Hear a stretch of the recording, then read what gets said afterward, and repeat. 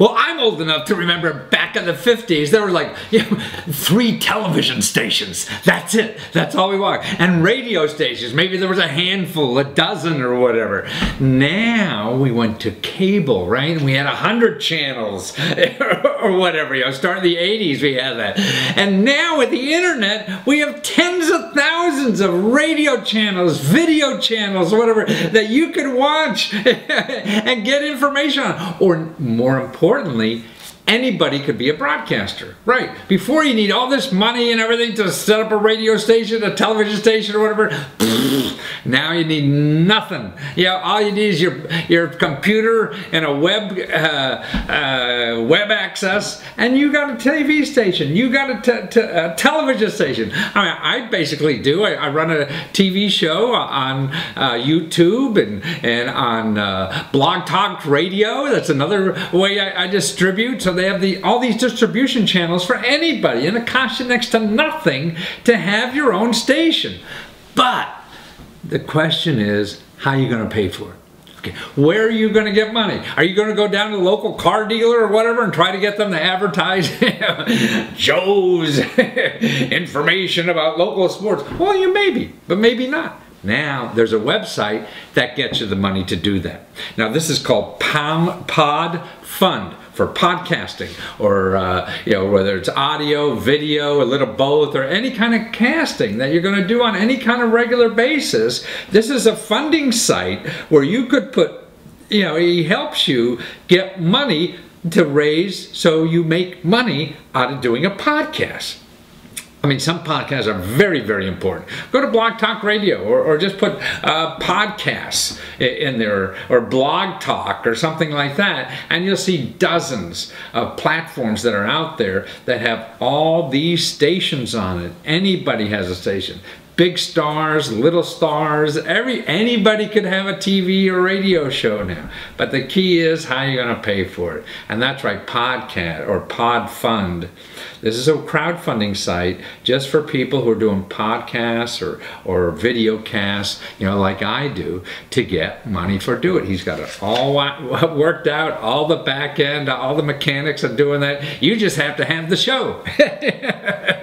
And he's like your advertising agency or your marketing arm or whatever. And he just takes a little percentage. I mean, it's just small, like 5% or so. I forget. 7 would be a lot. And that's all it is. But it costs you no upfront money to do this. You test it out. So if you have any kind of podcast or think you're having a podcast, so go do the podcast now, because it'll take you about really 20 minutes to get your own podcast going right now. One of these podcasting sites. That's about all. And it'll take you another 20 minutes, 30 minutes or whatever to start fundraising on his site. That's it. And if it costs you $50, that's going to be a lot. And so now you have your own TV station, radio station, whatever it is. What a neat country we're living in. That's why information is out there everywhere. I mean, the big guys are going out of business. The subscribers or people that watch all the networks is going down. I mean, people who watch even cable channel is going down. My kids never watch broadcast TV or cable TV or anything like that. They're like 30 years old or so. They're not doing that. They get it all here. So now everybody can have a voice on here too, because it doesn't take a big fat cat with a bunch of money to be a broadcaster. All you need is a PC and a few ideas and a little gumption. So watch how this site could help you. It's really cool.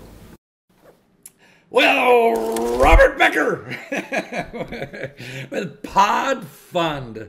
You got the greatest new crowdfunding site, I think, that we have in this country. I mean, you have a place for people to get free money, literally, from the internet to do broadcasting on the internet. So if you want to have your own radio station or television station or whatever, you're the guy to know, because you'll show them how to get money from the internet to make all that happen.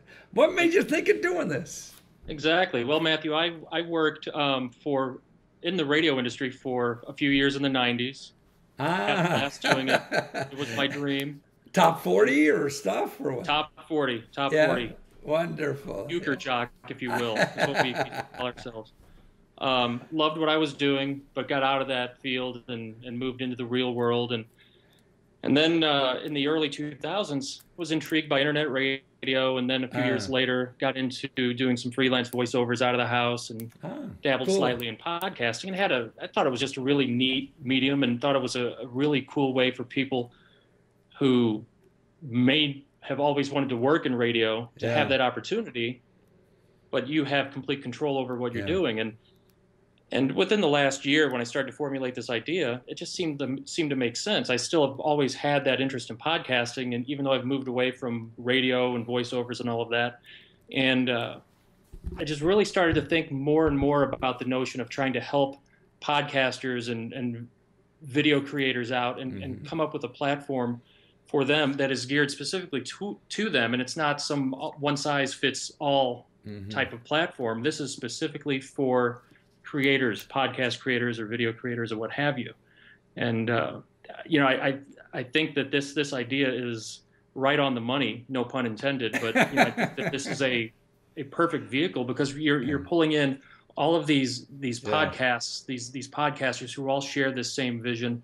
They, by extension, have their own audience, and you bring all these people together, and you're really starting. You've got the financial aspect to it, but there's a visibility access as well, where you're opening up the audience to a lot of people. What I think of is somebody like Rush Limbaugh, who has a big audience. He writes a book, and it's all sell. It's the same thing. Yeah, exactly. If you have a podcast audience or something like that, so you're providing like something for them to sell to generate revenue out of it, and the person doing the podcast doesn't have to worry about credit cards or anything.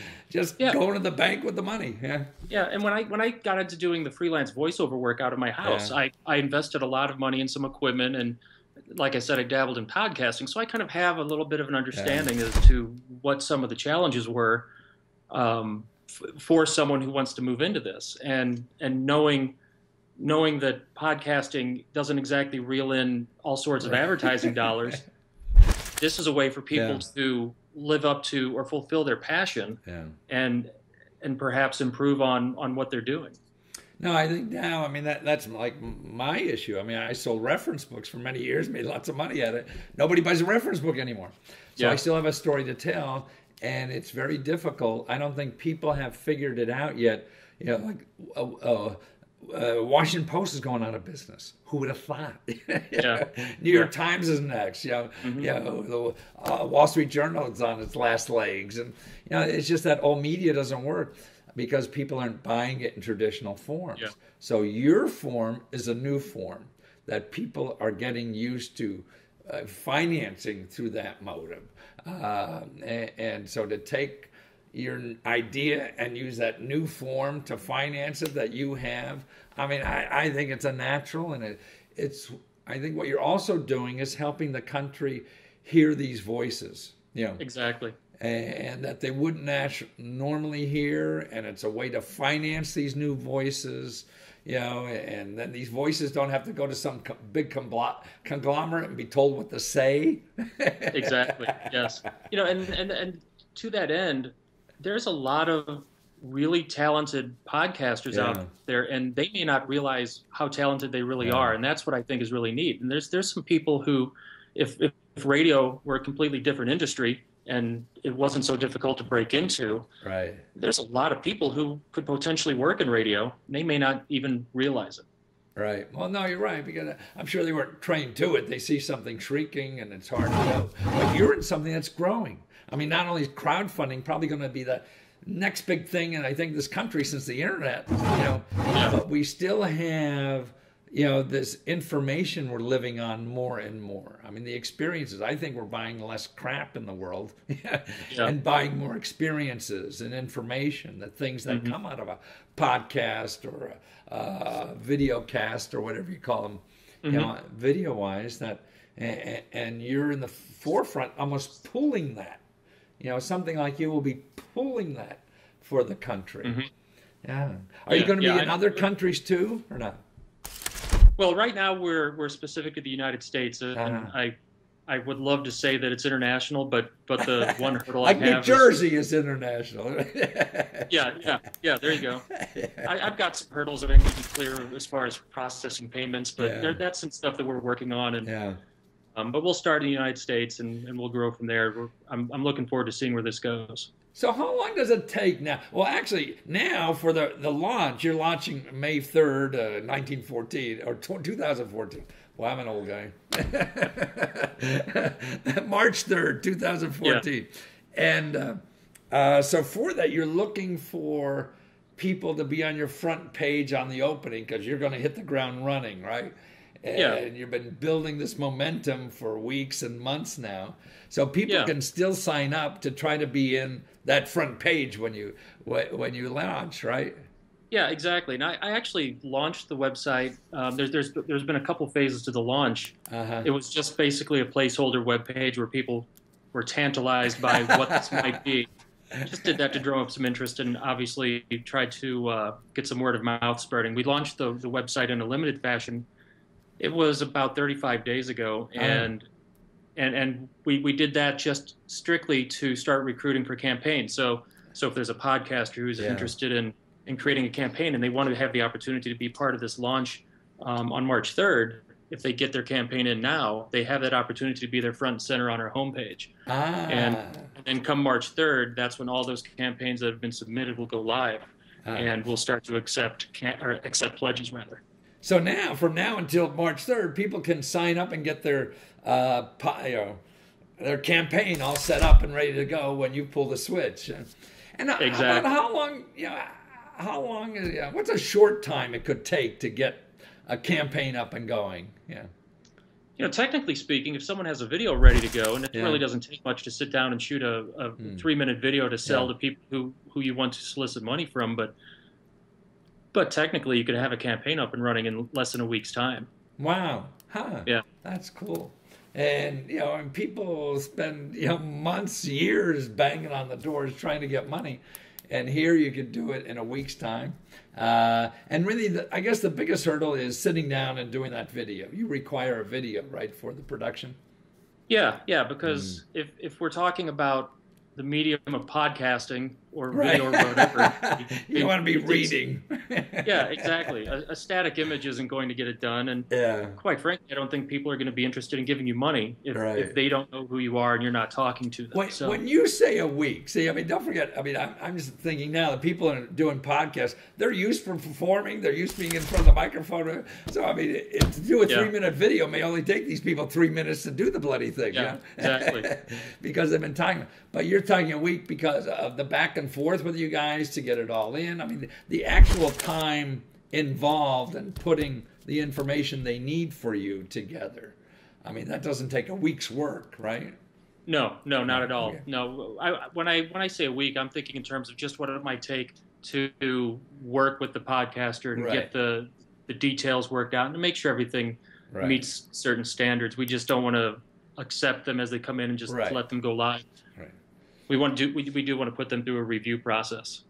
So, in other words, if it takes a few hours or whatever it is to get it together, send to you, then you go back and forth, and you forgot this T and that I and stuff like that. Exactly.